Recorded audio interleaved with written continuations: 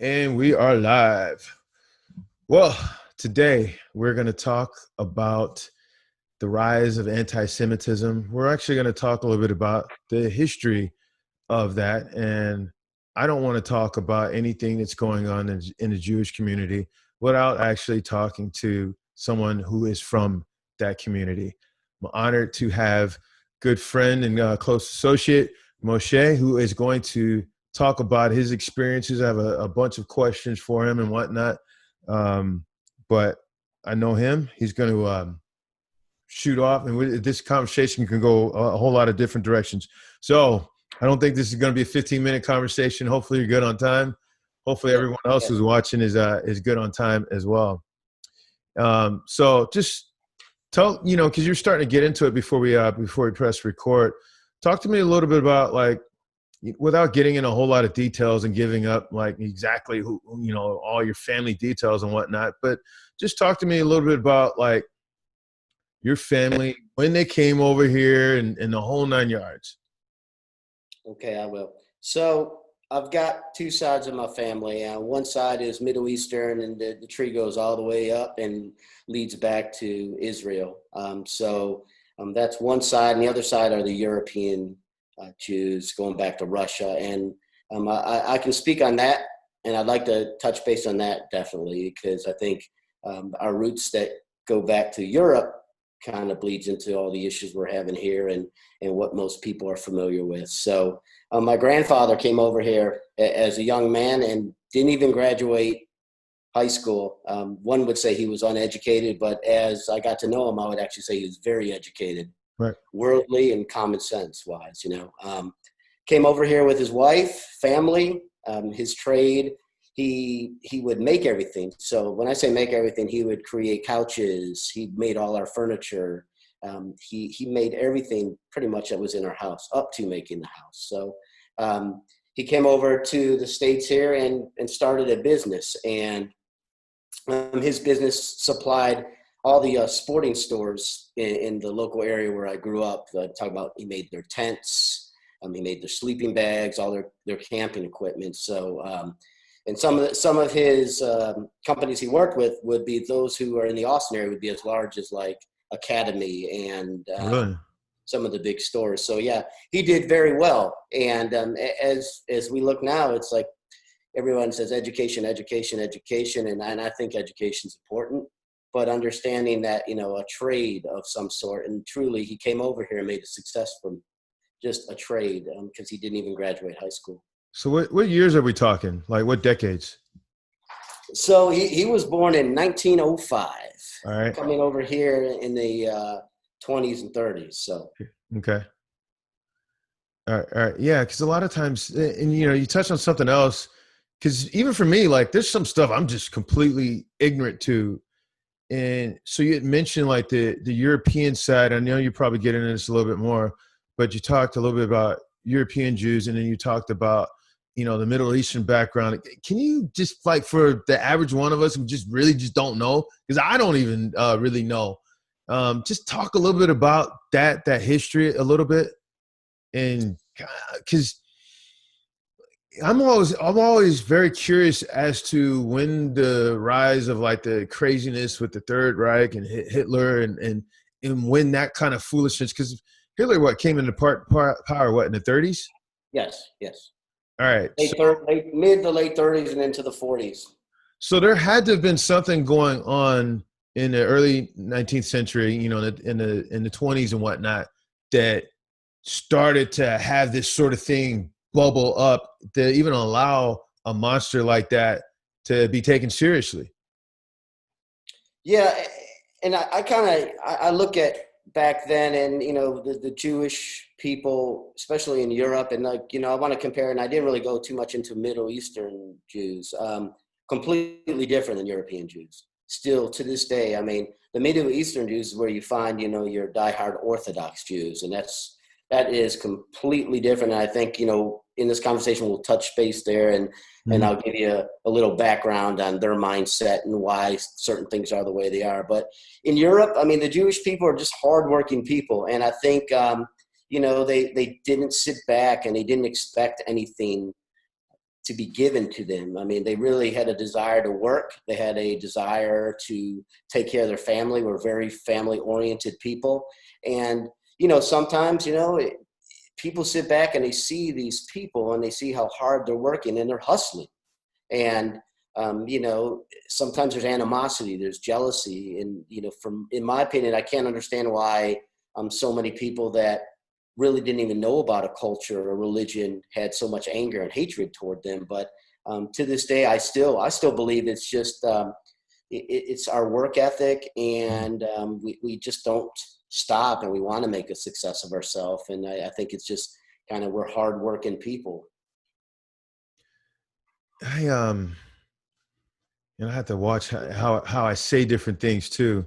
There's always been this since I was a child, and I think this is the reason why we're getting into some of the trouble, especially some of the huge black figures have gotten themselves into trouble. I've always been kind of raised to believe that Jewish community sticks together, which is, I don't have a problem with. There's nothing wrong with that at all. They don't take any shit.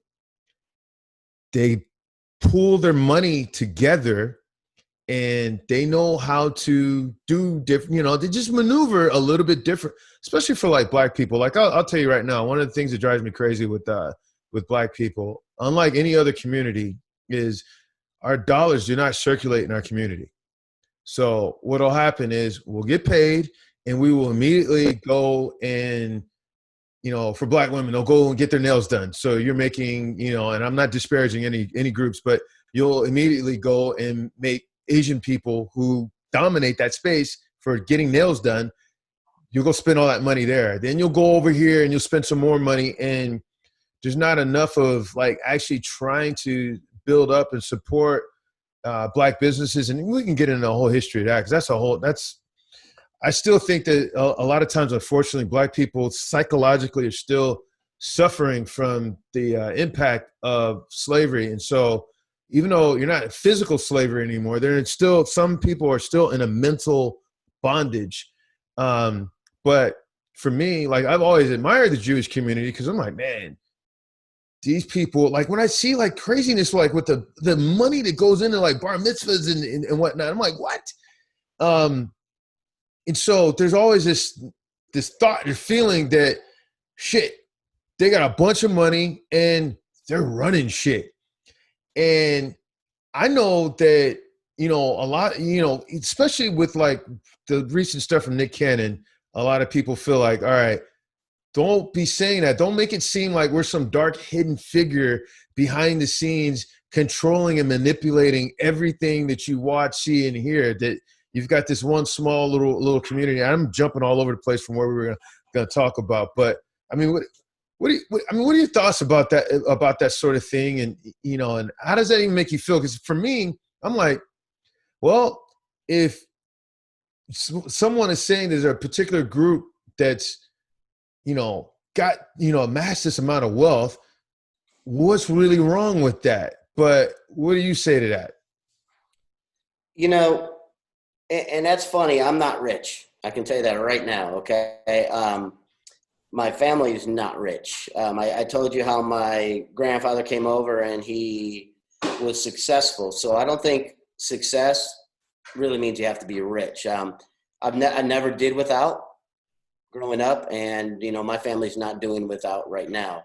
So again, I think when you're an immigrant to a new country and you come from a place where you didn't have a lot of money, and I think it's an honor to come over to this country and live here. It really is. And I think a lot of us take that for granted. So when you come over with not much, when you start making a little bit, you remember the days when you didn't have much and you never want to be there again. So I think because we're so family oriented, we worry about our family. So, that worry turns into, the joke on joke penny pinching. You know what I mean? So I wouldn't say there's quite a few Jewish people out there who are rich and loaded. And I'm not that, but I can tell you, I've always had the work ethic that, I'm going to work hard. I'm going to save my money. You can't blow it all Right. when you get your paycheck, because when the rainy day comes, you don't have any money. I think some of that has probably been installed in my belief system and in my ethics from my family, because again, my grandfather worked really hard, 50, 60, 70-hour work weeks. Grandma stayed home and took care of the family. And in the Jewish house, the woman runs the house, especially back in those days. So my grandma was dominant, and she ran things correctly. And my grandfather worked, brought the money home, and they saved, So, I think it's kind of this belief that the Jewish people are rich and loaded and run shit, but Right. I don't think we run anything. I mean, I know Hollywood, we'll get into that. And there's been some key figures in Hollywood that don't depict the Jewish people so nicely. And that could probably be some of the issues that are going on with some of the Hollywood figures.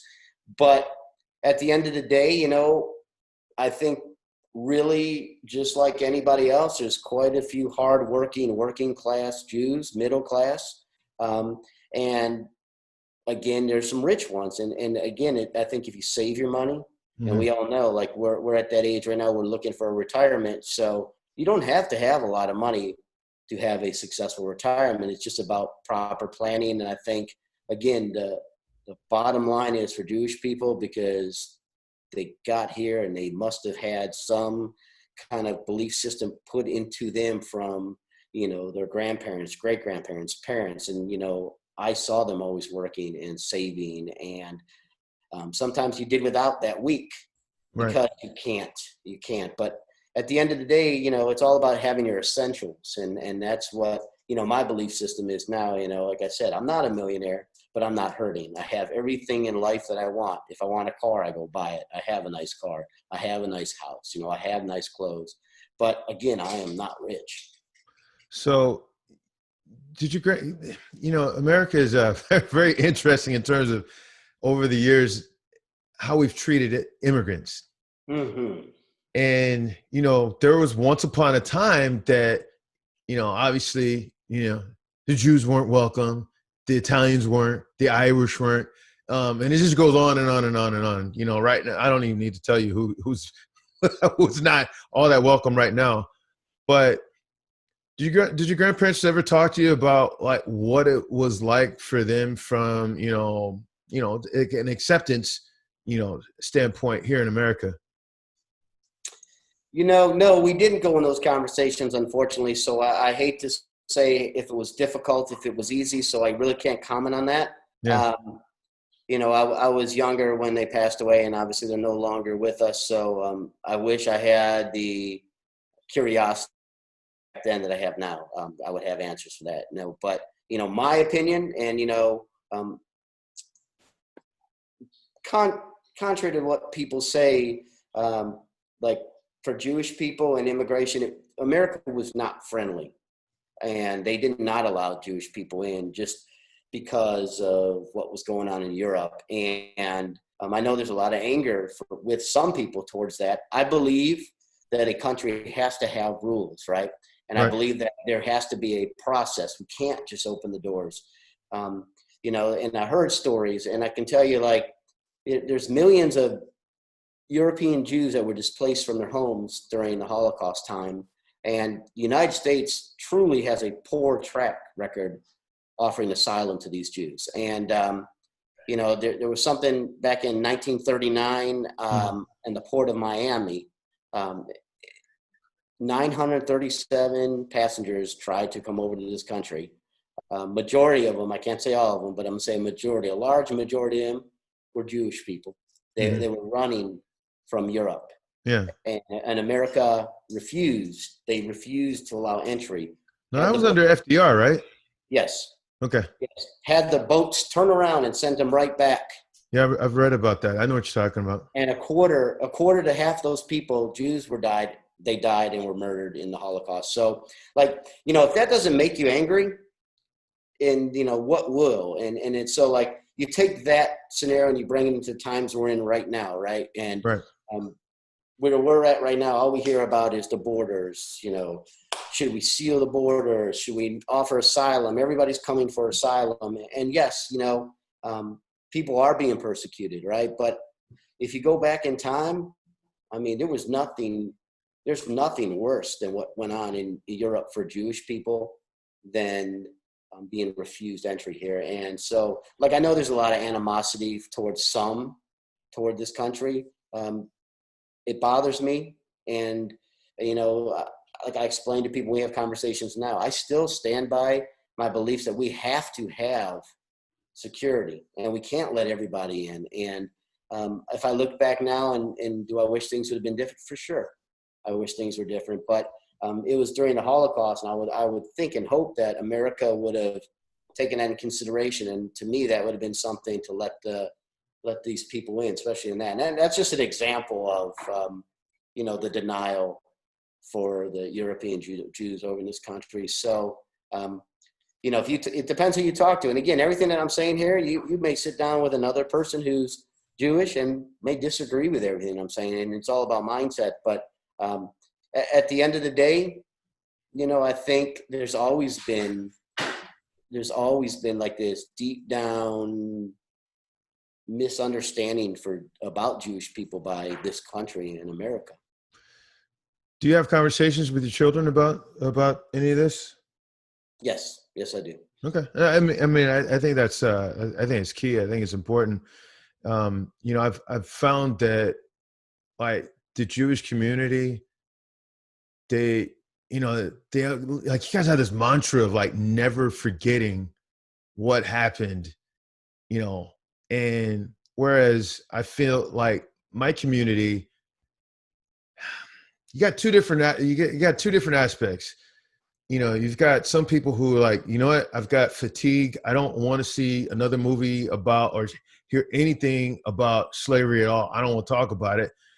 And then you have another group that wants to do nothing but talk about it. And I don't think you should forget it at all. But I've just always been curious as to how, not curious. I admire how the Jewish community, how you guys continue to teach your children the history, and you don't forget, and you don't allow anyone to forget.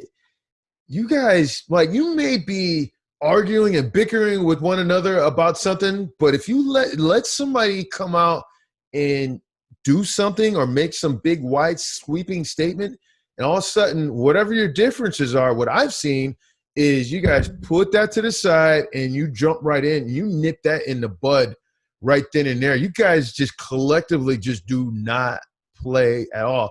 I don't know if you know this or not, but there's this is saying, like, as it relates to the entertainment world, they're like, look, if you want to keep your career, there's two groups you do not talk about at all. You don't talk about the Jewish community and you don't talk about the gay community, or you're probably committing career suicide. I don't know how you feel about that, but I've seen instances where, yeah, that's it. Yeah. Like, you remember, Arsenio Hall back in the day, because we're in the same generation. He was told not to have Louis Farrakhan on his show. Well, he did. And shortly after that, he was done. And yeah, I mean, done. Like, not only the show was gone, like, we didn't see him for decades. And so I think sometimes when people see that, that's when they're like, well, see, that's the reason why we believe that, Jews run Hollywood. They run shit. Because the moment you say something, they're just, it's not even cancel culture. It's like, look, you're deleted. Right. So, I mean, what are your thoughts about that? Yeah. Well, about the Jews running Hollywood, I've heard that my whole life, music industry. Recently on Facebook, I was having some fun with somebody, and, she said to me, and on my Facebook profile, I talk about music and being involved in the music scene. And she's like, you should know what you're talking about, because being in the music scene, you know that the Jewish people run the music scene. And I'm like, I don't know what that means.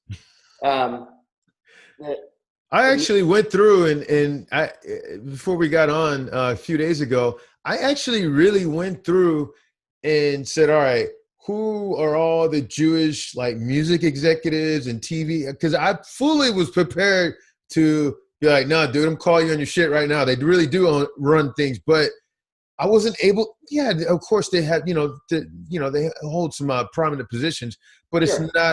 it's not at all what people think at all. And I think if people actually stop repeating this same old, and this is, I'm reading that this narrative has been pushed out since like the 40s and 50s. Like this goes way back. Yeah, and I'm with you. I agree 100%. I don't see that. I mean, there are, like you said, there's probably some predominant figures in Hollywood and in the music business that are Jewish. Right. But again, like I look at some of the biggest artists of all times, they weren't Jewish people. And I know those are artists, and the record labels. Yeah, I mean, back in the day, I believe there's probably some Jewish people affiliated with it, and understandably, I know again, lots of the money from the Jewish community funded some of the music business. So, but at the end of the day, I don't think we own anything. I don't think we're running anything. On the contrary, like some of the negativity in Hollywood, Harvey Weinstein, right? Right. Monster, piece of crap, Yeah. garbage, right?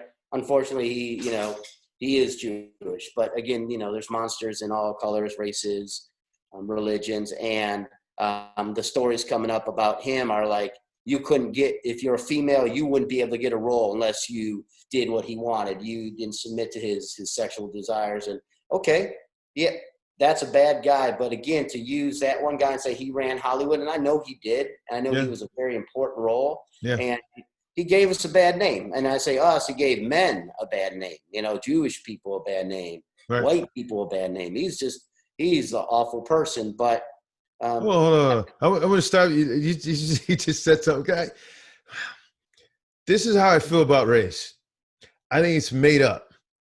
I think that if you go back far enough in history, the overwhelming majority of humankind, there was no like race. Like we identified each other based upon your wealth and what region of the world you came from. But like white and black and all that, it's all made up shit. And what kills me is like when the Jewish community first started coming over, coming to the United States, and they migrated here, we're considered white. And they did the same thing again with the Italians and the Irish as well. And like at what point in time, and I don't even know if you know the answer. I don't even know the answer. But at what point in time do all these groups just be grafted in and be like, okay, you've been here, you've caught enough hell now. We're going to go ahead and graft you in. Now we consider you white. And it's the craziest thing. Like, do most Jewish people consider themselves quote unquote white? And again, I feel it all this race shit is all made up shit. And I think it's just one of many things that is done to like divide us and just figure out ways for us to be bickering amongst one another. But am I crazy? Even thinking like this? No, but so I wish I had an easy answer to say yes or no, they're not white people, or they don't consider themselves white people. I mean, technically, like European Jews, I'm going to start with European Jews and what Right. they would say. But my opinion, again, because you're going to have to ask each individual what they want to identify themselves as. But so white male, I would say most people would consider themselves white male that Mhm. are, European Jews. They look white, right? They're light skinned. Right. But it's weird. And I'm not sure. I do consider myself, and I'm kind of like going all over because my mind is spinning right now because I've talked about this and this drives me crazy. I mean, on the day you get me, you might get a different answer. Yeah. So, I've had someone ignorant say, man, what are you? Right? Simple as that. And I'm quoting them, what are you? And I'm like, what do you mean? Like, are you white? And I'm like, no, I'm Jewish. Now, is that incorrect? Technically, some people tell me that is incorrect, right? I consider myself a Jewish male. Race-wise, I'm technically a white male. If you wanted to break down the category, I mean, how we report it in this country is, Right. I'd be a white male, right? Right. Go to Israel and ask an Orthodox rabbi. He might tell you he's Jewish. Jews, Judaism is a religion, right? But our religion is so, I mean, is so strong, and it really dictates our life. If you are, you know, a devout Jew, your Hmm. religion will dictate your life, because there's some things you can and can't do. There's some things you should and shouldn't do. So, yeah, I don't know. I don't have a good answer for you. I don't consider myself a white average American male, because I have so much more to me than just like um, being a white male. You know, it's hard to say. I feel like these roots of Judaism and my religion is so deep that it identifies me as a race. And unfortunately, I think Hitler agreed with that, that he didn't consider the Jews humans. He considered them their own race, animals, you know, and I hate to Yeah. say that, but those are the words that were used. We were our own race of people. Yeah. Um, and that's what we were branded. And that guy, I mean, there's nothing positive to say about him, but I kind of feel like we are our own race of people, because we do stick together. We do have this camaraderie, this bond. And you brought up a little while back about how at the end of the day, the arguments can be this and that, but we still stop. Hey, we're Jewish brothers, and we need to not do this. Throughout life, I've got into a few physical confrontations when I was younger. I, I, I can't think of one time I fought with a Jewish kid. You know, and I grew up in Yeah. an area where there was quite a few Jewish people, and um, you know, I would say majority of my fights were with Arabic people, if that means something. So Yeah. um, it's weird, right? It's weird, but there was lots of Arabic people in the area I grew up in. So our beliefs, and I think, you know, our motherland brought a lot of animosity and hostility. But yeah, to this day, I can't tell you anyone physically. I have never physically punched another Jewish person. That's crazy. That's crazy. Um, so one of the big reasons why I wanted to have you on here is because between DeSean Jackson and the ridiculous things that he said and Nick Cannon, you know, there's been, you know, some people even say Ice Cube, and I haven't really paid attention to anything that he's said as it relates to the Jewish community recently. You may know more than I do. Um, you know, obviously we can get into Louis Farrakhan, but I almost rather not. I mean, he's got a very long history that people know. They can look that up and make their own decision about him. Yeah, I'm not even gonna get into that. thank you. But with the show, you know, what's amazing to me is what DeSean Jackson. Let me pull it up because it was the most. Because I have different thoughts on DeSean Jackson versus Nick Cannon, and I could be completely wrong as well. I'm here to, to learn and, hopefully, to teach others as well. So let's see here. What did good old DeSean Jackson say from Philadelphia Eagles? He falsely quoted Hitler, stating that the Jews are on a quest for world domination and could not be stopped by the black man's reconciliation with our identity as the true children of Israel. So, thoughts? How did you feel when you heard him say that? Anyone that quotes Hitler, I'm going to tell you right now, I have no use for. I mean, you could say disparaging things about Jewish people from your experiences, but you don't quote a man like that. And he's probably ignorant to the whole deal, simply because Jewish people were not the only people killed by Hitler. Um, and he needs to educate himself a little bit about like the roles that the Jewish community have played with the African American community. And I'm not sure if you're familiar with it, but let's talk about like the civil rights movement, right? I Mm-hmm. mean, the Jewish community was completely supportive of it, you know. And if you like look at the community itself, statistically, the Jews were one of the most actively involved groups of people. Um, and again, you know, I don't know if you want to call them white, if you want to call them Jewish, but they over 60% of the Jewish population in certain areas were made up of these movements that were pushing the civil rights movement. You know, so like a lot of the Jewish students at Hebrew schools and at colleges, they were volunteering to be part of this. And, I don't know if you are familiar with it, but like there was a point where a very famous rabbi walked arm in arm with Reverend Dr. Martin Luther King. And it took place,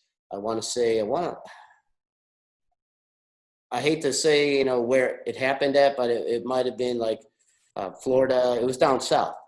And 2 Jewish people were murdered because of their affiliation with the African Americans and the support. So I think that was in Mississippi. Mississippi? Mm-hmm. Okay. So at the end of the day, God, what were the names? Schwerner and oh God, I can't remember the names. Talking about I don't know. Yeah, I know what you're talking about, but yeah, it's huge. They were very outspoken on what was going on and how they were a huge supporter of the Black community. The Jewish people have always been throughout history. I can tell you in growing up, there was a huge Black community. There was a huge Jewish community, and I mean, we got along. I mean, we talked. I mean, I remember as a young teenager having conversations with a great friend of mine who was Black man, and we talked about like slavery because Jews were slaves, the baggage that you carry throughout life, and if you allow it to weigh you down, it'll destroy you. And so I think we have a lot in common: the Holocaust, the persecution of our communities. So at the end of the day, like when I hear somebody who's supposed to be a role model quote Hitler, I mean, I find it disgusting. I find his comments really disgusting versus Nick Cannon. We can talk about that after, but he's quoting a monster that murdered Jewish people. So like, I was extremely offended by it. I can't justify it. I can't say it's mental health because I don't think he's crazy. It just, I think he doesn't understand the role the Jewish people played throughout history. And I mean, it was just straight up offensive. So, apparently he thought he was quoting Hitler, and they said like they can't even attribute that to, but it doesn't matter. His intent was, whether or not he was accurate or not, it doesn't matter. It was his intent. And then I was very supportive of Hitler, and it was like, even if and it's even more ignorance when you think you're quoting someone and it's not them. But yeah, he was talking about Hitler and supporting Hitler. You know what I mean? So like. So then you have DeSean Jackson come in and double down and be in full support of him. Now, obviously, DeSean Jackson's retired. He's not playing in the NBA anymore. Right. What do you think that the Eagles should do with DeSean Jackson, though? Should he be allowed to continue to be on that team? What do we do there with him? The cancel culture, right? I think out of anger, we all say, let's destroy his life. He should never do anything ever again because we're angry. But let's talk about reality. Should he, it's hard. I mean, deep down inside, like I'm angry, but I don't think one should lose their job because of a comment like that. I think he might have been he's obviously very angry. And sometimes we spew out things out of anger. And, it may be anti-Semitic, and maybe he doesn't have any anger, true down deep anger for Jewish people. He's just frustrated, and he said something stupid. I don't know. Did he ever come back and apologize for it? He did. He did. And I don't know. I mean, I was listening to Max Kellerman the other day, who obviously is Jewish, and I don't think he's like, look, I don't know that I completely can buy or accept that apology. He pretty much felt like how you do. So it's a tough one. And we talked about the cancel culture, and like, I'm not really a big fan of what's happening right now, where you'll have someone who will act like a jackass in public. We find out who that person is, and then they get fired from their job. Because that person is going to go get another job. That person has to sustain some sort of living. Now, DeSean Jackson's situation is obviously different because the man has, earned millions and millions of dollars. So if he gets canceled or whatever, that's really kind of on him. But, do you feel like there's anything that he can do to try and right some of those wrongs? I think he publicly needs to, express his true sorrow for those comments. You're accountable for the words that come out of your mouth. I mean, I think we all are accountable for our actions, and you need to be held accountable. The But how do level you? of accountability, is where I think people will disagree. Just as a human being, Mhm. he needs to come out and do what's right. If he doesn't, then one could say these are his true feelings. Because I know me personally, if it may not be the popular thing to say, and it may not make a lot of people happy, but I won't apologize for something that I'm not sorry for, and that's me. So when someone apologizes after I listen to him, maybe he can come in and educate me why he said something like that, and educate the community. I mean, he might have been angry. Obviously, was angry toward someone or something about the Jewish community really was getting him going. But at the end of the day, he has to own up to it, apologize. There should be accountability. If it's punishment, it's punishment. I mean, I don't think like you said, you shouldn't hold a whole franchise accountable for him. Yeah. Because people, like, what they do is like, I'm done with that team, or I'm done with that sport, or I'm done with that company. That's ridiculous. I mean, there's no way that a company can control every word that comes out of their employee's mouth. Right. But he's accountable for that. So we know who he is. I never run into him at the stores. I mean, but he's going to run into lots of Jewish people who might have a little conversation with him, might educate him a little bit. Maybe he doesn't know about what the Jewish people are really about, and the community and the support that the Jewish community has and had for the African American community, because he seemed angry toward a group of people, and I would love to know why he's that angry. And so I'm not saying destroy the man's life, but he owes something to us, Now to on the you flip, too, to all of us actually. um, yeah, because because you had Shannon Sharp, um, really get on him pretty hard on his show.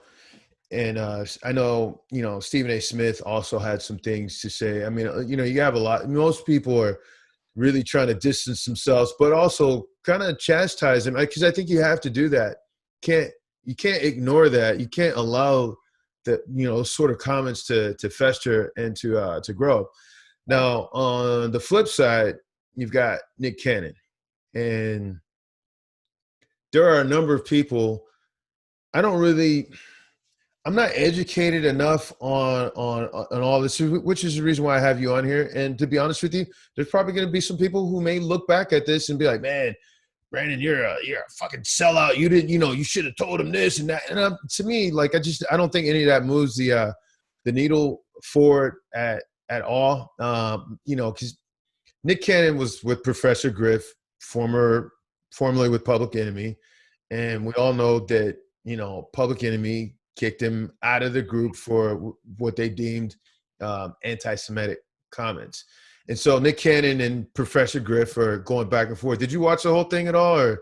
I did. I actually kind of refreshed it today, so I knew we might discuss it, so I could be a little more familiar with it again. So yes. So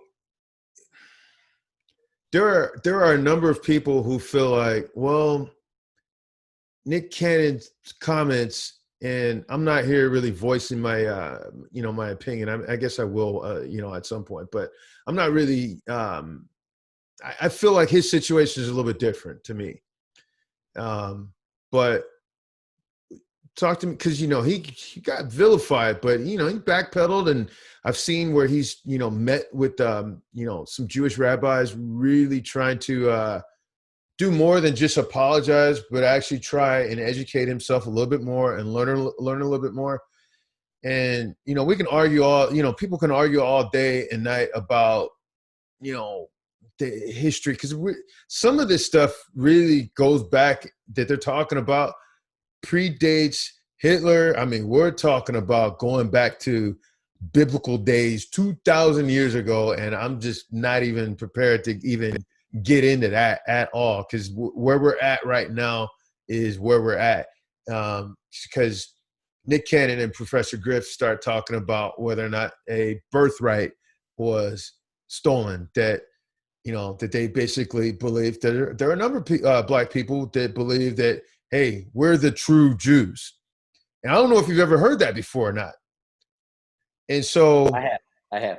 so let's talk about that. And again, you know me, I'm not going to get offended or anything like that at all. But I mean, just give me your point of view on that. Give me your thoughts on Nick Cannon. And I mean, we won't even get into Griff at all because that's pointless. That's old news. Yeah, I don't know if you see him, but I got a huge smile underneath this thing here. Yeah. So many things are brought up. So let's start with the original Jews. Go through history. Were they black men? Were they white men? I can tell you right now, they were not white guys. Okay, and that goes back to when I say like Israelites will never identify themselves as white males. Okay, right. We're not white males. I don't know if you can tell because I'm hiding underneath all this stuff here to hide my identity, which is probably not doing so well because all gonna know who I am when you watch this. But anyway, I'm not very fair skinned. I'm dark skinned.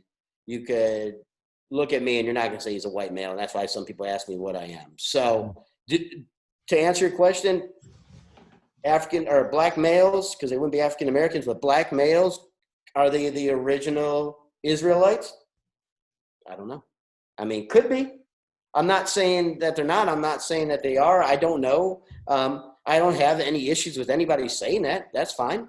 Because, I am who I am and I know where my ancestry comes from. So that's not, I don't know why anyone would get offended by someone saying that black men were the original Israelites. Okay, that's great. But, again, we really don't know about history. And so like with Nick Cannon and some comments that he made, it may not even be like Hollywood. It could be religious based too. I don't know what his true religion is, but like anti-Semitism goes right back to the days when Jesus was murdered, right? That I think that was a huge part of anti-Semitism because Judaism and Christianity became rivals at that point. Mm-hmm. Even though our belief system is so similar, it really is. Yeah. Jesus was executed by the hands of the Romans. Some people say it was the influence of the Israelites and the repercussions that would have. I don't want to get too deep into religion, but I'm just saying that like anti-Semitism, starts then. So sometimes it's not about a black male not liking a Jewish person. It could be a Christian not liking a Jewish person, because sometimes when your religion is so strong and you may have some teachings in your background that you believe that the Jews are responsible for the death of Christ. So that could be a lot of deep-rooted anti-Semitism.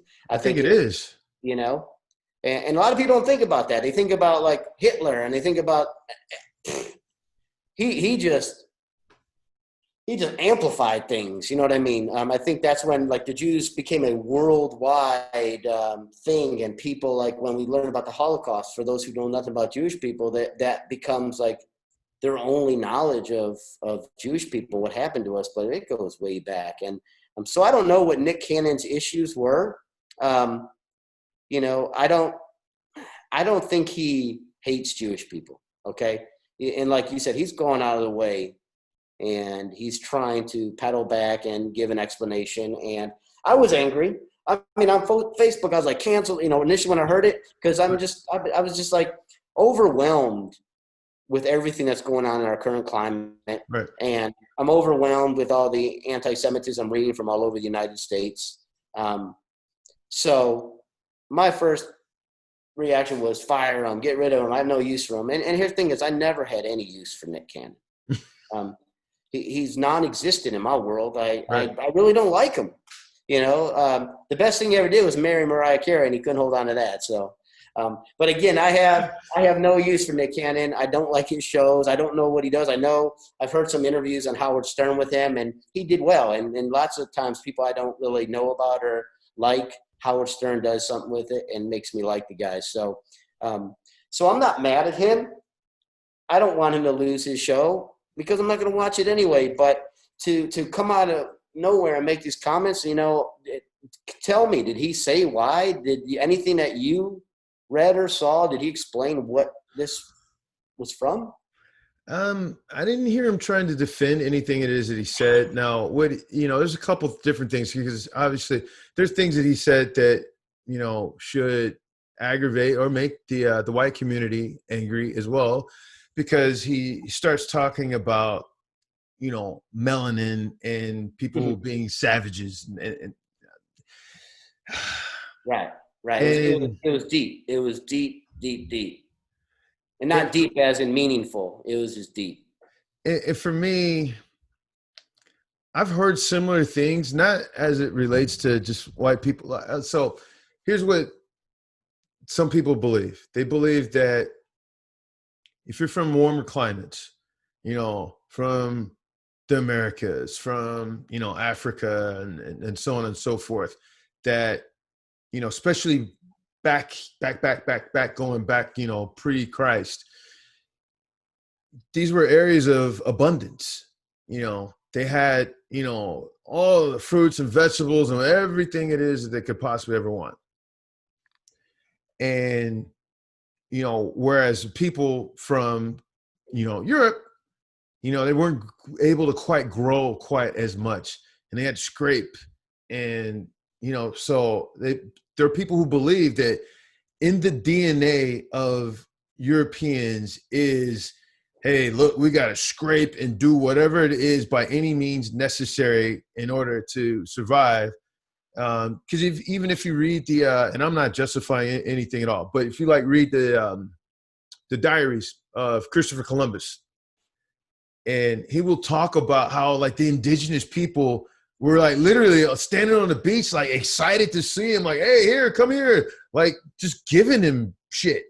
And, whereas he was, his whole thing was to conquer and slit their throats. I won't get too much into that. I think that's where Nick Cannon was coming from, but it's hard to, it's irresponsible to say, all right, based upon, things that were, going on in civilization 10, 15, 20,000 plus years ago, and then some, that's what's still happening today. Because I hear craziness where people will say, well, all the serial killers are white. This is a narrative. Right. I've heard it. All right. But, when I see, also on the flip side, when I see things like the gangbang bullshit that goes on in Chicago and St. Louis and Detroit and, pretty much any major city, unfortunately, it's a lot of people who look like me, and they're not killing just one person. What's the classification for a serial killer? What is it? Killing 3 people? So, yeah, right.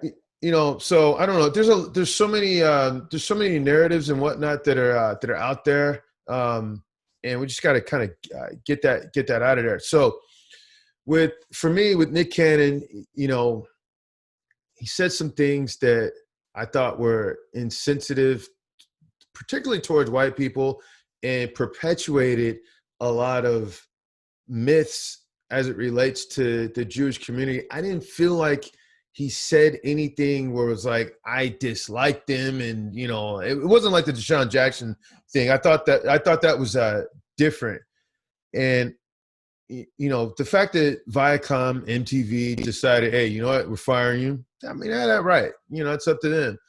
But I was also glad to see that Fox said, hey, you know what, we didn't like it, but this is opening up a conversation.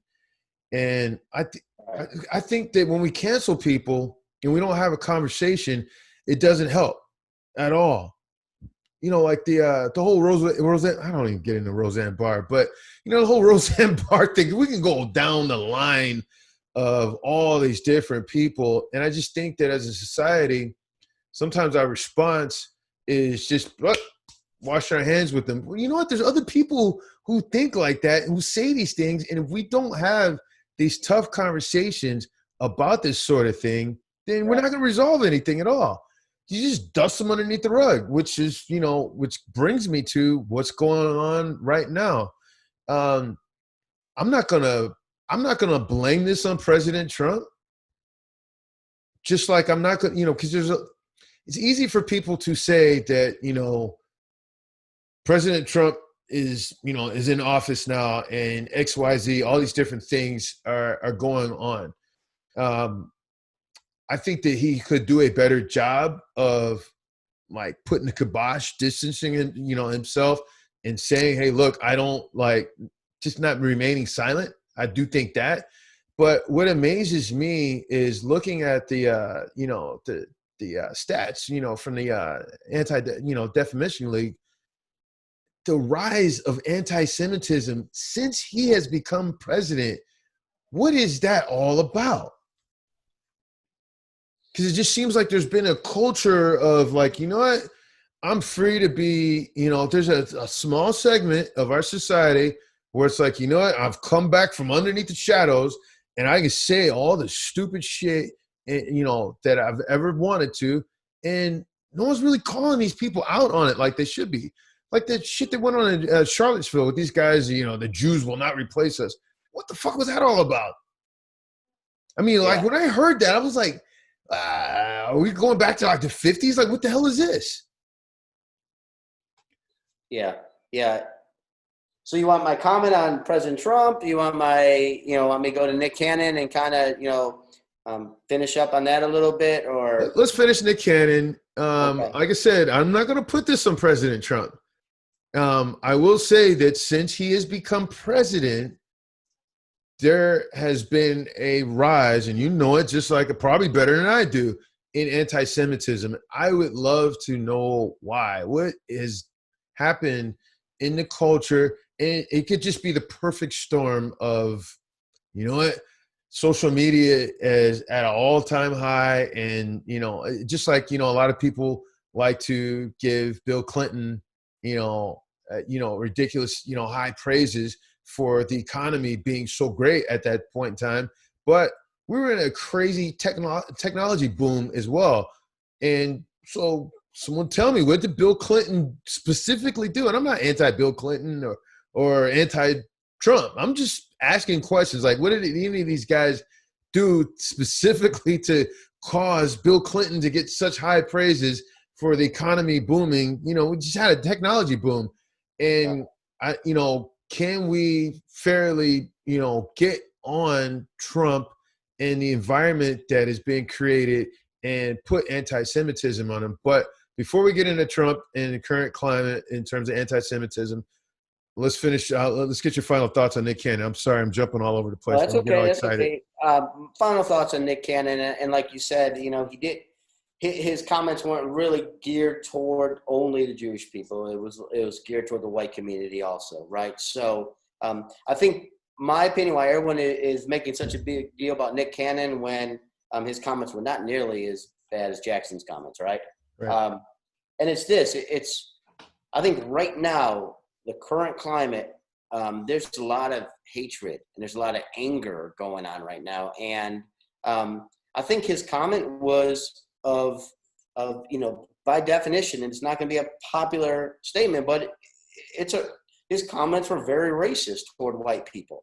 And so I think people are upset, not just, and the Jewish community's upset, the white community's upset. Right. So you just have and I think people are coming down on him, and because he represents a lot of big figures and shows and a network. And the last thing they want is one of their employees to be depicted as a racist. And I think in this climate right now, we can't just focus on racism toward Black people. We need to focus on racism. And let's not forget the Chinese community before all this. I mean, being blamed for this virus. And these are Chinese Americans who had nothing to do with it. We're just in the same danger as me and you are. Right.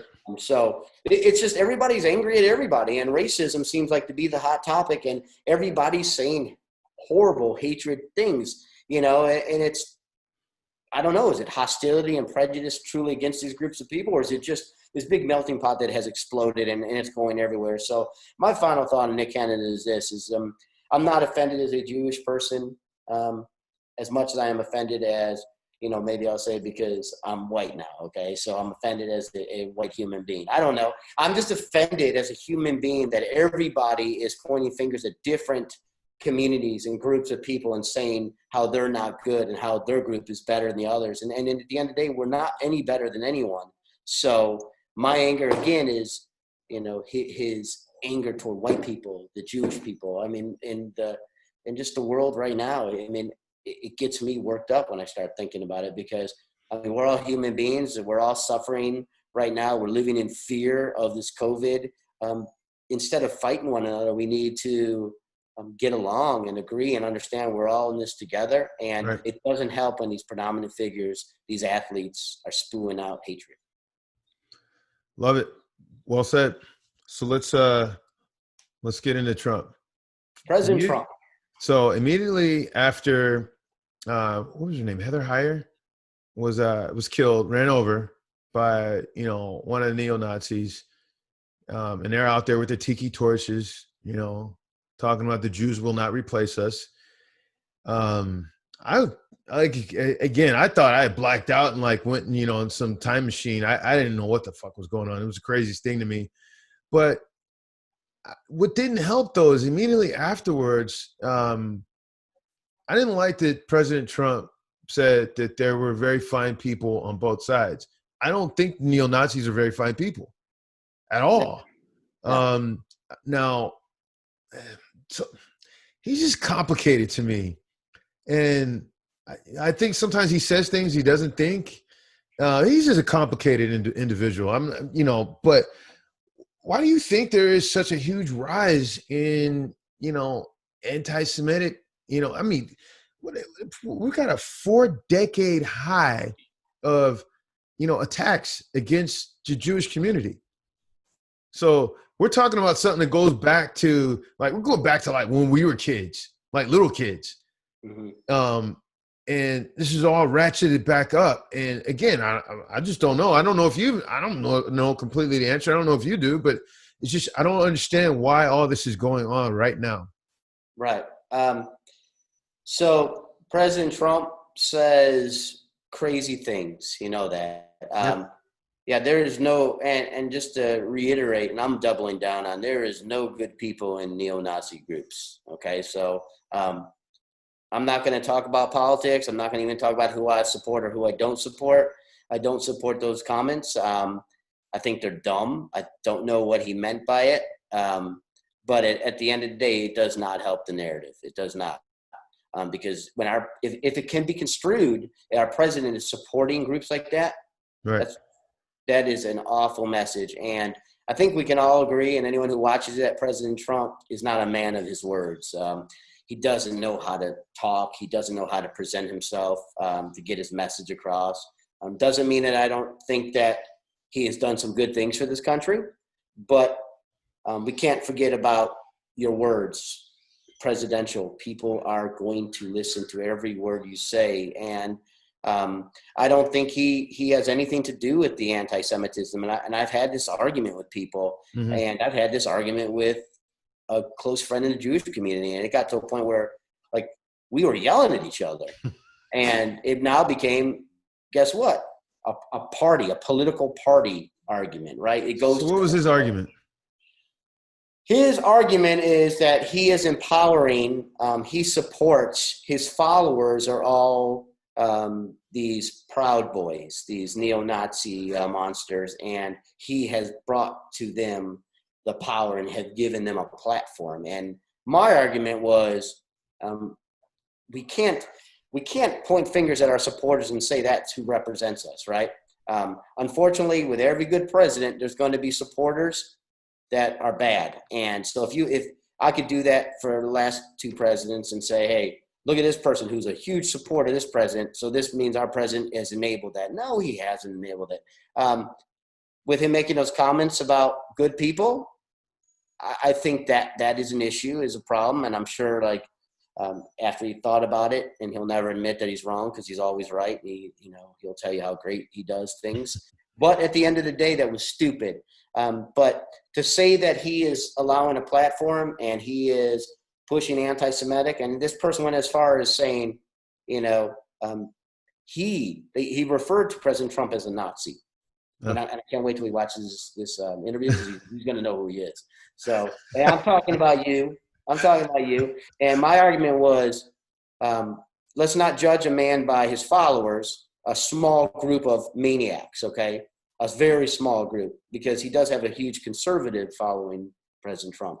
But let's judge a man and let's talk about him. So President Trump cannot be anti-Semitic because his daughter married a Jewish man. His daughter converted to Judaism, and she is an Orthodox Jew.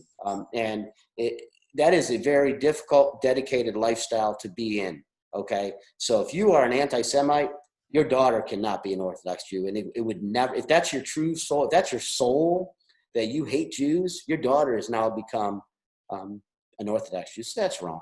So let's talk about, for those who don't know, the difference between, an Orthodox Jew and, if you're non-Orthodox, what exactly would you call that? So an Orthodox Jewish person follows the laws of Judaism to a T. Their lifestyle has to be of discipline. They have to have the ability to not work on the Sabbath. Mm-hmm. That's Friday night to Saturday sundown. They can't start a car. They can't conduct business. They're not supposed to deal with money. I mean, so think about that. Think about that. I mean, that is just a small part of it. Their silverware is different in their house. Really? Meats and cheeses can't touch each other. Certain things can't touch certain things. They're not eating pork.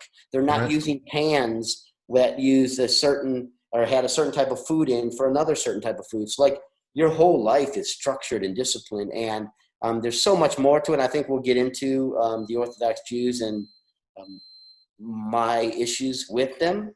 And that's not going to be very popular when Orthodox Jewish people watch this, but it is what it is, and I hope they learn from it.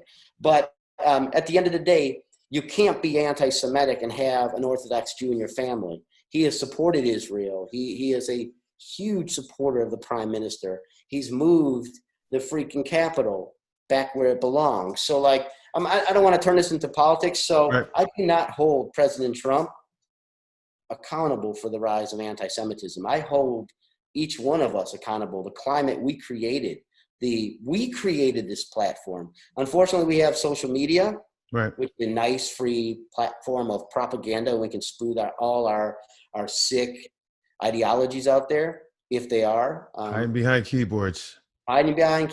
So like, I'm going to double down again. I've been using double down a lot and I like it.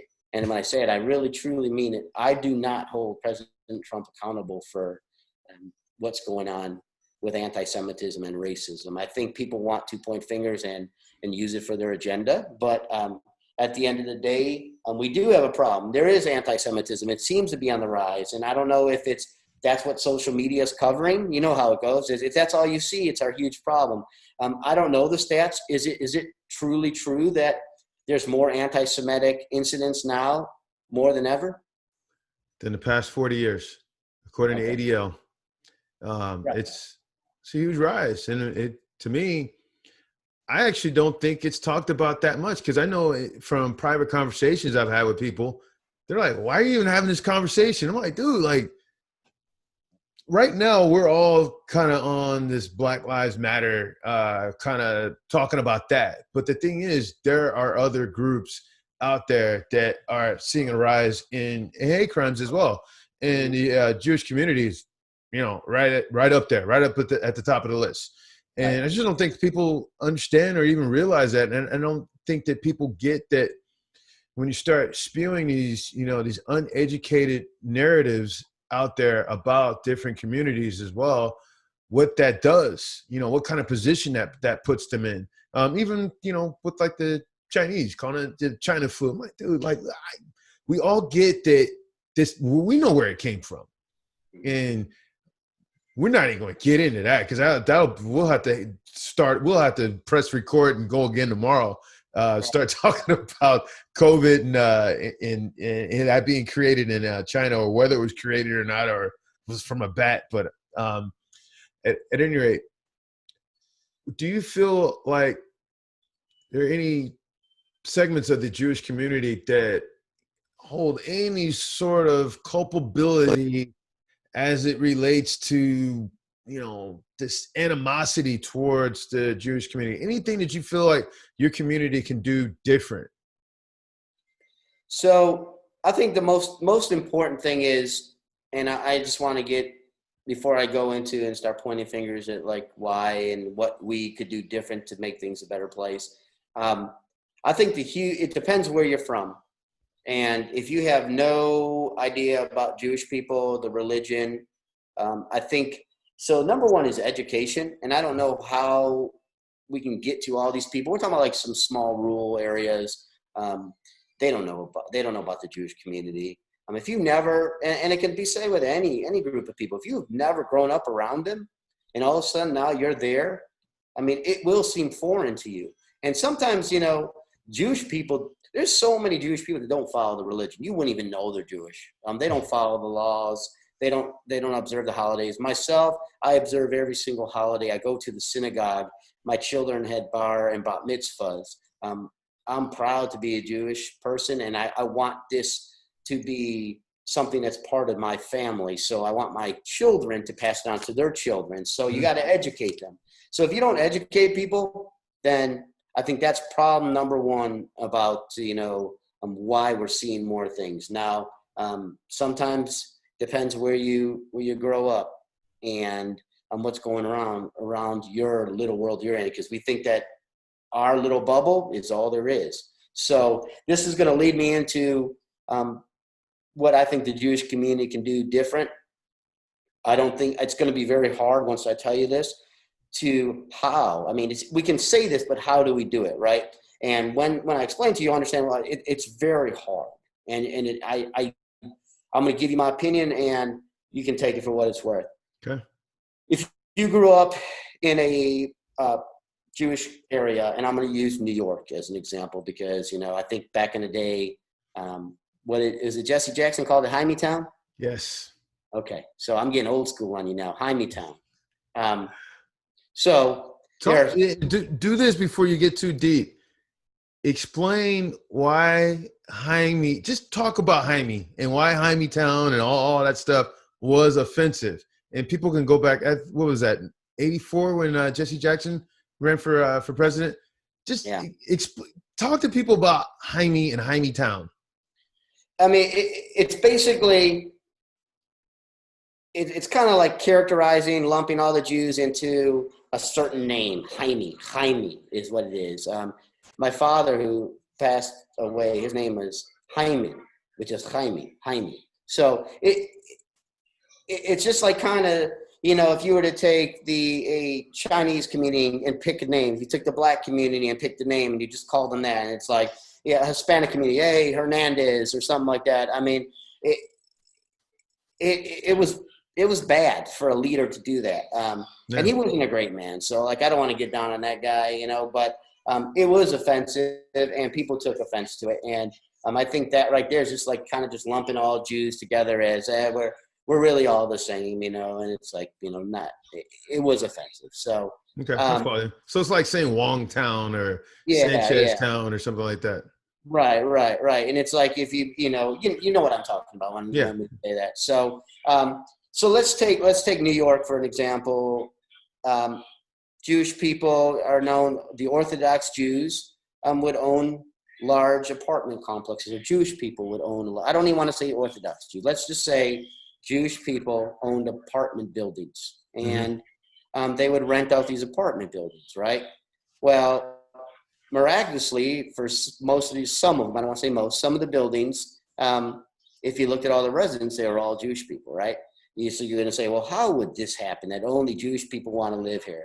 It's because me as the owner, I'm approving who lives there. So, Brandon, you come over there. Obviously, you're a black male. Denied. I don't care how much money you make. I don't care what a great person you are. My building is going to only have Jewish people because Jewish people stick together, right? Right. It doesn't take long for that to travel around. So there's a problem when that's happening. And again, you know what? I know some Jewish people are going to watch this and they're going to be offended that I just said this, right? because sometimes, people want to deny. I always say, my comment to people, and I'm bouncing around a little bit, is, because I know this is going to be a controversial moment for some Jewish people. Okay. Sometimes we are what we hate the most, right? And we don't even know it. So at the end of the day, it's a huge problem when you're denying good people residency in your apartment, right? Is that racism? Do you consider that to be a racist if I won't even even look into you because you're not Jewish, and my building is only going to have Jewish people in it? So like, you'd be offended if you really wanted to live there. It was a great location. It was the apartment you wanted, walking distance from your work, and you never would have a chance, right? So I think that's where some animosity in these large cities, and where they say the Jews run everything, right? I mean, if you were back in that building, right, wouldn't you say something? I mean, not you personally, but as a person. Yeah, but everything you're saying reminds me of there's a book I'm reading right now called The Color of Law. Richard Rothstein. I'm assuming that's a Jewish last name. Yes, it is. So if you haven't read it, it's incredible, because this guy really talks about exactly what you're talking about. But we're not just talking about something that was just relegated to like New York. I think you actually hinted, basically it takes off from there, and that's exactly what happened. Right. This right. sort of, housing discrimination took place, and it wasn't just the Jewish community. I mean, it was just like, look, we don't want Black people here at all. And even the progressive state that I was born in, California, was leading the way with that. The actual city where I actually grew up, Daly City, is mentioned prominently in this book about that. So yeah, everybody should check out the book. It's incredible, because I mean, it really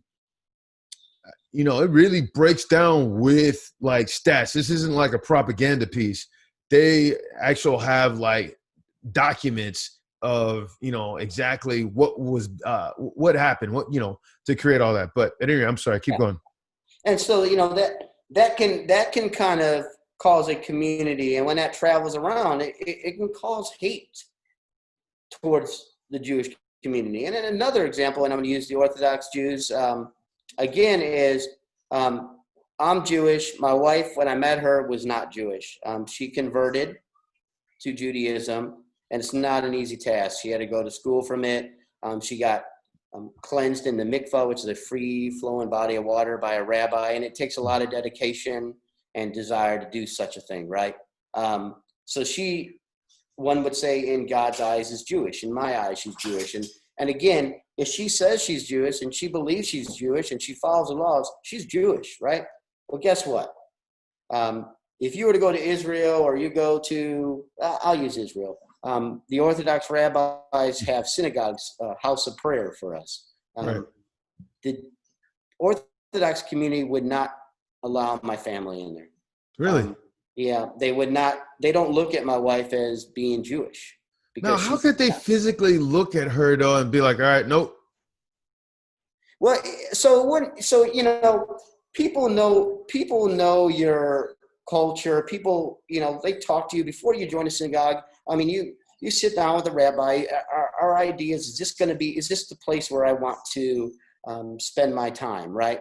And it'll be known that my wife converted. I mean, it's not by like physically just looking at her. It's just going to be because this is information we would share. Okay, right? They're going to ask about her birth parents. Like, that's the one thing we always, in our community, we talk about our birth parents. So, and the reason the rabbis say that is because my wife was born from a mother that was not Jewish. And in the Jewish community, if the mother isn't Jewish, the children are not considered Jewish in the Orthodox community. That's it. Interesting. Right. What would you say about that? I mean, is that that's pretty heavy, right? It is. And to be quite honest with you, it's shocking. I had no idea. Mm-hmm. One would say that's pretty racist. I was thinking it. You said it. Right. So, I mean, and again, I'm not holding back. And man, I love my Jewish people, and I love the Orthodox. And please, whoever's watching this, I'm just being upfront and honest, and I'm not disrespecting anybody. but I don't agree with it, and I never will agree with it because, I'll use my wife as an example. She spent so much time converting to this religion because she loves the religion. She's a devout Jew. Our children are being raised to be Jewish children. So how can you look at me and say she's not Jewish because of an old law that she needs to be birthed by a Jewish woman? And it's like, we need to evolve from that. I mean, this is 2020. Let's get past that. But at the end of the day, it's a belief system. How are you going to change that in a community? They're not going to listen to you, and it is what it is.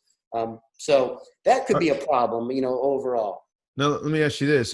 Do you think that there are any younger Orthodox Jews who might share like your same sentiments? Yes. Oh, yeah. Yeah. And the generations are changing, and things in Israel are changing. And, I think the newer generation, just like the new generation in our country, is evolved, and they have different beliefs than the old school people. And I think a lot of that is going away, but there's still communities that are still, like especially in Israel. My niece went to Israel, lived there for a while, met a man in Israel. He brought her back to his community, which is a small, very, very small Orthodox community. She was wearing a nice sundress, showing a little bit of arms, nothing scantless, nothing, that you would say, oh my God, I can't believe you wear that. It's something that everybody would wear. It's covering up. It's hot. So you have your shoulders. Right. The community did not accept her. They knew she was an outsider.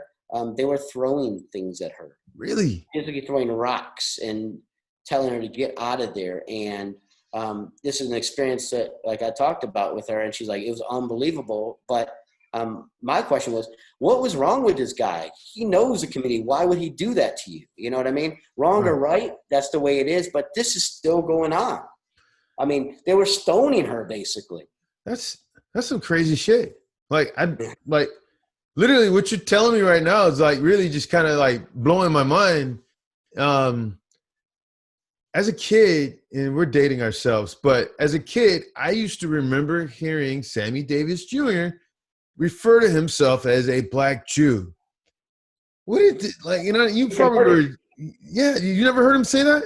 No, yeah, no, I know Sammy Davis converted, I believe. How did the Jewish community? Well, I can already imagine what the Orthodox Jews thought, but so what did the Jewish community even think about that? Did they feel like, oh, this guy's making a mockery, or what, did they feel he was sincere? Or, again, I know we were both pretty young when like all that stuff was going on. I don't know if after he passed away, if anyone talked about that anymore, but I was just always curious as to what people thought when he said that. He kind of grew up. He kind of, grew up in a time where, like, in a world where he hung around the Jewish pack back in the day, right? Yeah. So like he knew the Jewish people. He probably lived it every day. And there's something about the religion that attracted him, right? So he converted to Judaism. And I thought it was very cool. I mean, trust me, like, I think you're pretty clear that I love my religion. And like, so if someone converts to the religion, that's great. As long as, they're dedicated to what they're doing. It's not a mock. He was not making a mockery of it. I think there might've been some people that like would crack jokes about it, because I heard it, right. But I didn't think there's anything funny about it, It looks like he passed away in 1990. So we were, yeah. And Sammy Davis, like he always comes up as like this black man who was Jewish, right? And right. he converted to Judaism, and and I heard he lived his life as a Jewish person. So, but again, it's not let's go back to, it's not a race of people. It truly is a religion. Now, some may call it a race, like sometimes I do. It's my identity. And isn't a race somewhat of our identity? So like I say I'm Jewish, Mm-hmm. I never refer to myself as a white male unless I'm filling out something on some kind of document and it's either white or black, right? So Right. I'm a white male. But if you were to ask me, man, I'm Jewish. So I guess I call it my identity. And maybe Sammy Davis Jr. did it too. That was our identity, So if I wanted to convert, how would I be received? How would I be accepted? Would I be accepted? Of course you would be. Yeah. In the time that you live and where we live right now, you'd be accepted. Yes. In this environment where you're in. Would you be accepted in the Orthodox community? I'm not that well versed on that, so I'm going to say I'll just say I don't know, but I'm going to lean toward I don't think so. And someone I don't think so either. Not based upon what you just said. Right. Hold on one second. Let me let these guys out here. So I would say, like here in Austin, Texas, as a conservative, liberal Jew, and I'm liberal again. This is not politics, okay?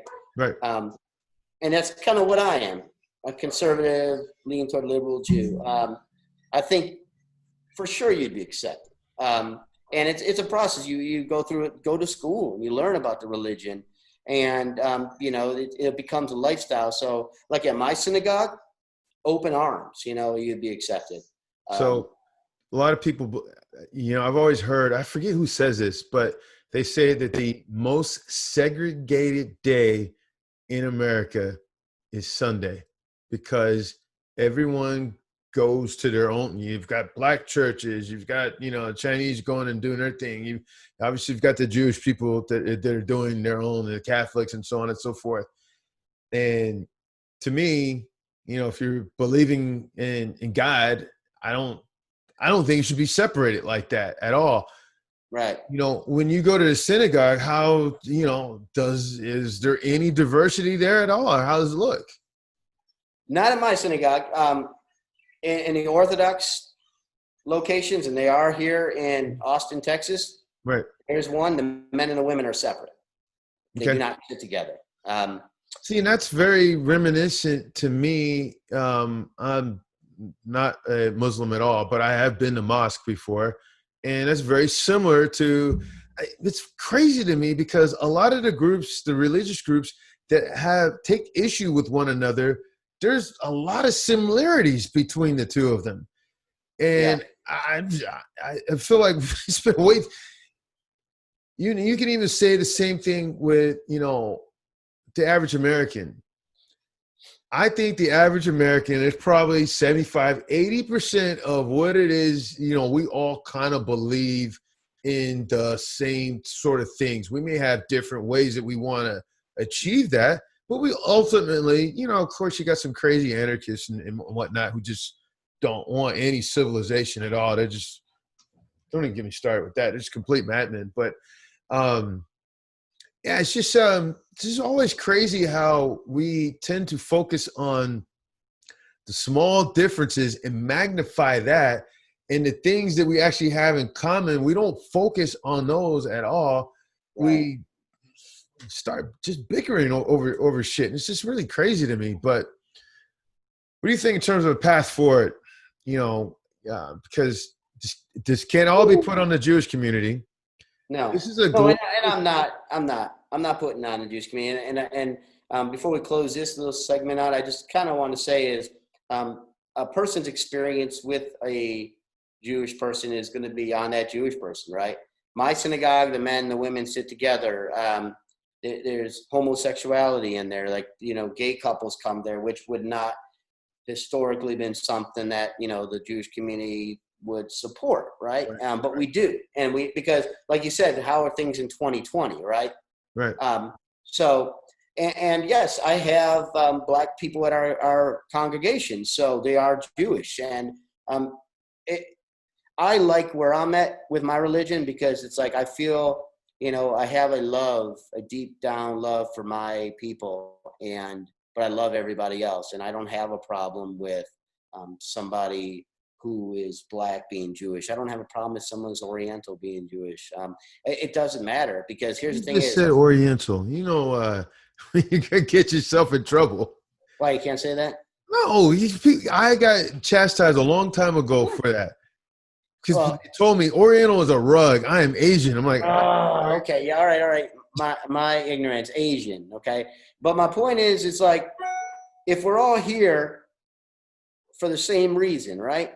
Right. And it's to support the religion that we love, then it doesn't matter. So I'll go back to, if there's a group of people in my religion that aren't so open arms to everyone and the Jewish community, then that's a problem. And if we can work on that, then maybe we can kind of start bridging things, and people can understand, you know, and maybe would not be so anti-Semitic toward us. And so, like, if you only knew Orthodox Jews, you might not like the Jewish religion.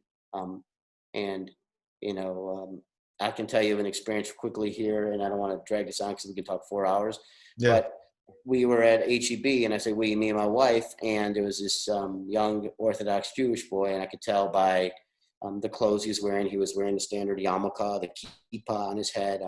He had the tzitzi, which is long hair on the side that grows. So my wife went over, just, you know, she loves children, and just started talking because he was staring at us. He was a cute little kid. Right. Immediately, as soon as the conversation started, the mother ran out of nowhere, grabbed the child, looked at my wife like she was trying to abduct her kid, and just rushed out of the business. So it was weird. And so the only thing I could take from it was the association of someone who's not Orthodox, the communication, the contact, you know, and trust me, it was not like the kid had to go to the bathroom. She looked at us like we were bad and we were the devil. And so, like, imagine you or someone who really didn't understand what was going on. It's like, wow, what the hell just happened? And that was, believe it or not, was a racist moment. And it's like, don't you dare talk to that person. And so I want to end it on that there. So, you know, I think that's something we can work on. You know, we're in America. We're America's a melting pot, and you got to understand, like, it's not all about you. And so we need to work on that as a community, and maybe we could help some of the anti-Semitic things that are going on around the world. I don't want to blame it all on the Orthodox Jews. I want to blame it on, you know, people, the community, and, you know, the moment, the agenda. I think we just have a hateful moment. So, like, anything that doesn't fit the standard of a white person, right? You know, I mean, it seems to be that, and I don't want to offend white people, but if you're Black, if you're Jewish, if you're Asian, if you're Arabic, if you're Muslim, we're different. We're different. So right now, for whatever reason, everybody who's different is on the hot seat. And but yes, unfortunately, it seems like anti-Semitism is on the rise.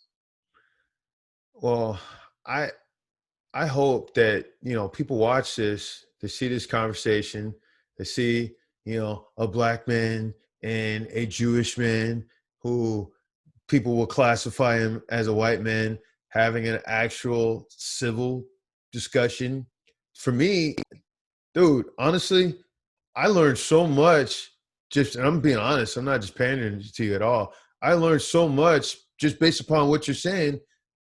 And so I really think that if more of us actually reach out to people who are different from us, not different bad, but just, you know, you grew up in a different, different, place, or just, you know, culturally you're different. I think if we start to have these sort of conversations, we'll start to make some headway. And so, you know, I don't care, even if, you know, 2 or 3 people watch this and it changes their point of view and has them look at the Jewish community differently, then I'm like, look, I'm all about it. Because there's probably some Black people who might be on here right now, you know, who will look at this later and may be disappointed with what I asked you or what I said, or even my position, or even some of the things that I said about, you know, Black people. I'm like you. I love my people. I'm proud to be Black. I have absolutely zero issue with any of that at all. But I don't have any problems with calling out my community on some of their shit as well. We've all got a lot of work to do. But dude, I appreciate your time, man. This was really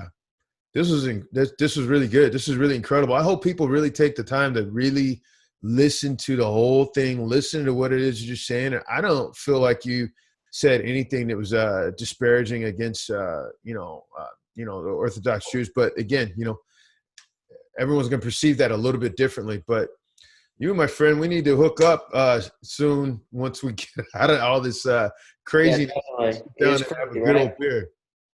Yeah, yeah. And I just want to kind of end it on something. I'm all about, you know me, and I say things, I shoot from the hip. I say what's on my mind. And I feel like it's a very offensive comment that was said to me. And I think we all have dealt with racism through our whole life. And I could sit here and talk to you about something. You could tell me something. But just understand what I'm about to tell you was said to me by somebody that I thought was a friend. And I think he meant it as a joke, Right. but it was awful. So the little to the offensive comment he made was, we all know in the Holocaust, and just in case some people watching don't know, in the Holocaust, basically the Jews were marched into large industrial size, let's just call them ovens, okay? Right. And they were gassed and burned and died, okay? And that's just, it was awful. It's tragic. Right. And if you ever watch any of the movies, you see it wasn't fast, it wasn't quick, it was horrendous. So this is a person that I knew at the time for about 5-6 years, had enough, civil conversations, decided in front of a bunch of people, and I say about 5 or 6 people, said, "Hey, do you know the difference between a Jew and a pizza? The pizza doesn't scream in the oven." And I looked at him, and it was in front of like 5 or 6 people. So, again, when people make jokes like that, I mean, it's out of nowhere. It's like, hey, we could be talking about the weather, and bam, the joke. And I just like was So what'd you just say? floored. I know I probably came back with some profanity, so I know I used profanity, and then people are like, "Oh my God, that was awful." And I looked at the guy, and I was like, what the fuck? And Right. I walked off, and then after he apologized to me, he's like, I'll just, why so thin skin, so thin skin. And I mean, this person's ignorant, right? I don't know, man. That goes beyond ignorance. I don't So know how listen, you I don't know how you dealt with him going forward, but to me, that's I was we never communicated after that, right? It was an environment where I had to communicate with this person. I don't want to go into too right. deep Right. into I why feel and you. what. But like, again, maybe like a year, 2, 3 years later, a Mhm. group of people. I mean, I didn't associate with the guy unless I had to. A group of people, and we're talking about 10 or 15 people. Right. And it was actually like 10 years later. I said 2 or 3, but I remember. Now he says the sun was setting right now, right? The sun's setting, and we're about to do something like, and announces in front of people, "Hey, he's not going to be with us right now because he's going to be kneeling to the sun." So excuse his absence. And I'm like, look at him. So we all know Jewish people don't kneel to the sun. You know what I mean? Um, so like, this person is a freaking idiot. And, but again, what he's doing is you could see his reference. He doesn't know anything about the Jewish people. Right. He's just saying, Israelites, Jewish people, Middle Eastern, Arabs, they're all the same. I mean, you can break it all down if he thinks that I kneel at the sun. So these are little things like, and I'm sure growing up, you've dealt with comments, stupid shit that people say. And Yeah. the first time I walked it off, I was in a situation where I felt like I didn't have the ability to stand up and do something. A lot of things were at stake. At this point, things were not at stake. And I went at him, and I went at him hard. And I think my message was loud and clear that if you ever talk to me like that again, there's a good chance you may never speak again. You know what I mean? That I will knock every tooth out of your mouth. And he apologized. It's not the right thing, but I was angry. And people, and the group that I was with, it's like their support empowered me to put him in place because people were disgusted by his comment. And I've heard him make comments toward all other groups of people. So it's not a joke, it's racism. And so I know we deal with it in the community, and if you're different than the standard group that you're hanging around with, people look at you different, and I get it. So I don't know how we go forward from it. I think it's about education. You're never going to make everybody good. Nope. Just some bad people, right? But I think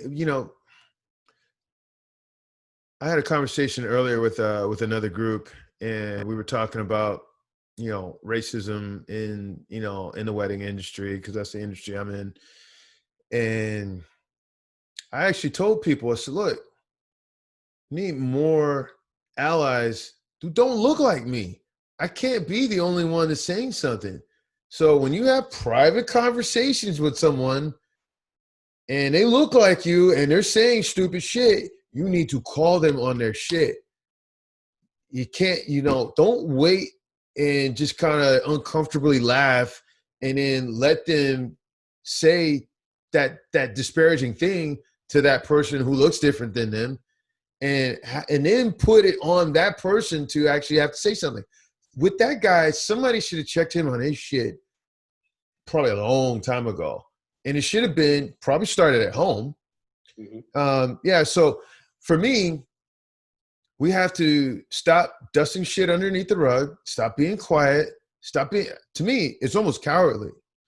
Because when you hear somebody, if I hear another black person say something about another group of people and I feel it's, disparaging or inappropriate, and it's just us as black people, we're having a private conversation, whatever, I'm going to say something about that. And I think that more people need to be willing to do that. But, people are so non-confrontational, but then when you get them on social media, they want to say everything it is possible.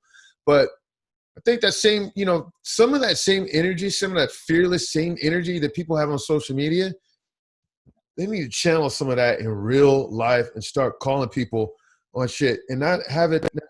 So to me, 2 points. Well, it's 3. I think the anti-Semitism, you mentioned to it, earlier, the anti-Semitism as it relates to the Jewish community, we're talking about something that like basically predates Christ, like goes way back. It's right. Basically, we can go back 2,000 years, and that's about the it's about the start of that. And obviously Hitler ratcheted that up to a whole nother level. So you've got that, but I also, believe that we have to, call each other out on shit it is that we're saying.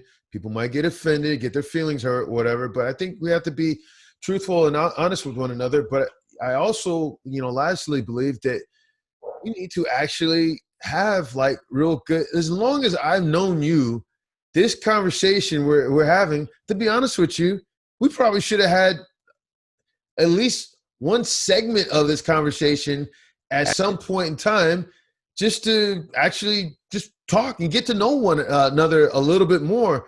Because now I feel like, for me, I can only speak for myself. I feel like there's stuff that you've said that has taken our relationship, our friendship to a whole nother level. Because I feel like I know who you are, what makes you who you are even more so. And I appreciate who you are and your ancestors and what you've had to go through. And I think that these are just the sort of conversations that we all need to kind of be having with one another.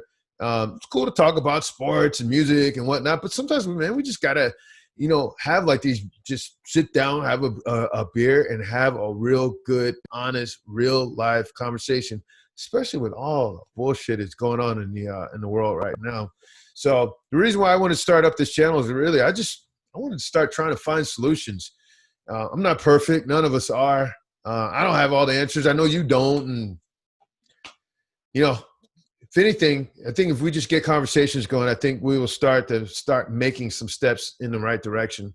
Because if you look at where we're at right now, it may not seem like shit, man, nothing's ever going to change in our lifetime. But if you think about how things were, even when we were kids, 30, 40 years ago, things are tremendously better now today than they were 30, 40 years ago. So who knows what the next 30, 40 years will be like. So right. Anyway, all right, brother, I'm going to leave you be, not unless you want to end with anything else. No, I'm good. I'm glad we had this conversation. I hope I educated some people. I hope I didn't offend anybody. But again, if I did, it was not intended to offend anyone. I'm just being open. I'm being honest, and everything I said here is basically just my opinion. And I think we can learn from it in our own community and outside the community. And that's what I agreed to do this, is because I want to educate and I want things to change. I want the rate of anti-Semitism to go down, the crimes against anti-Semitic, or the crimes against Jewish people, and all the anti-Semitism that's going on. I'd like to see that change, you know, and so I hope this educates some people. I hope it can help in some kind of way. I think it will. All right. Appreciate you, my friend. Thank you. All right, man. Take care.